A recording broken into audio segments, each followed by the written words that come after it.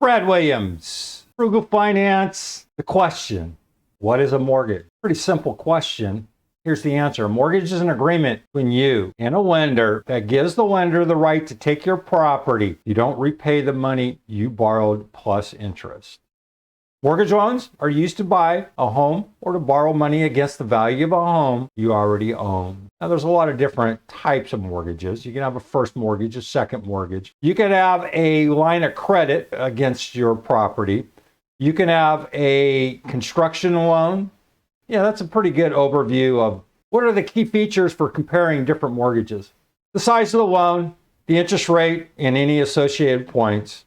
The closing costs of the loan, including the lender fees, the annual percentage rate, the type of interest rate and whether it can change, fixed or adjustable, the loan term, meaning how long you have to repay the loan, and does the loan have risky features such as a prepayment penalty, a balloon clause, an interest-only feature, or negative amortization. I have videos on all this information. Go to Frugal Finance. Look at the playlist, go up, do a search for any particular area that you may be interested in. And if the video is not yet posted, comment, and I'll either give you a date as to when the expected timeline is or address your concerns.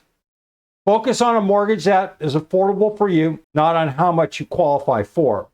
Lenders tell you how much you're qualified to borrow. That is, how much they're willing to lend you. Online calculators compare your income and debts and come up with similar answers. How much you qualify to borrow is different from how much you can afford to pay on a monthly basis with the rest of your budget in mind. Now keep that in mind. Don't overbuy.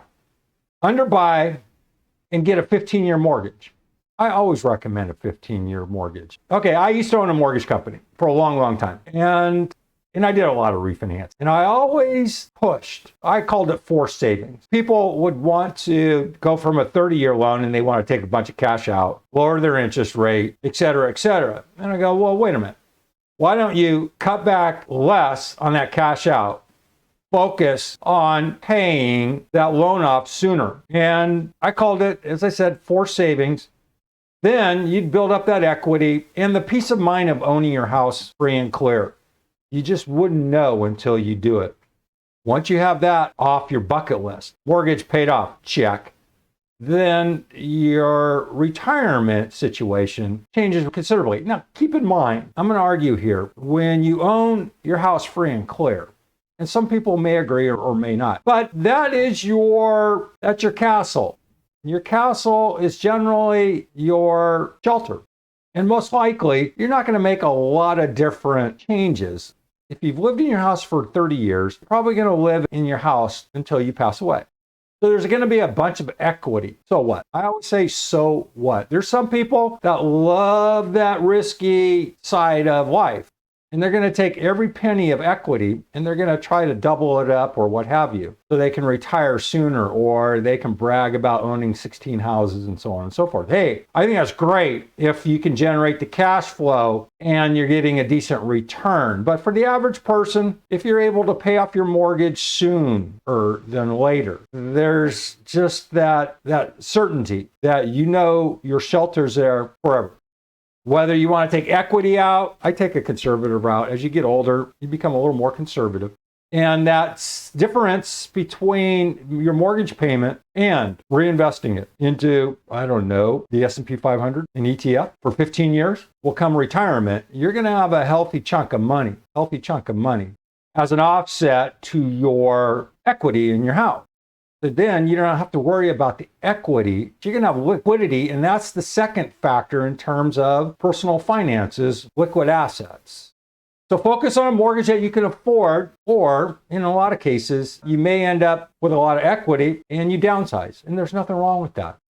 Now, for those of you who even consider a reverse mortgage, don't. They're horrible. They're one of the worst. I thought payday loans were bad. Well, reverse mortgages are just as bad. And the reason being, and I will have, or if I don't already have, I'll have an extensive, very, very detailed video or videos because there's so much controversy in terms of reverse mortgages that you need to be extremely cautious. The many, many years I owned a mortgage company, never would I recommend a reverse mortgage, ever.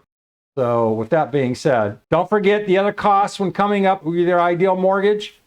Costs such as homeowners insurance, property tax, and property mortgage insurance are typically added to your monthly mortgage payment, so be sure to include those costs when calculating how much you can afford. Comment, let me know. Have you found yourself in a position where you overbought? Now you have this huge house and you have huge utility bills. And your partner are working, you're overkill, and there's just no life other than to pay your bill. It happens. Now, are you in a point where you're thinking about downsizing to something more sensible? Give me your opinion. Let me know what works for you.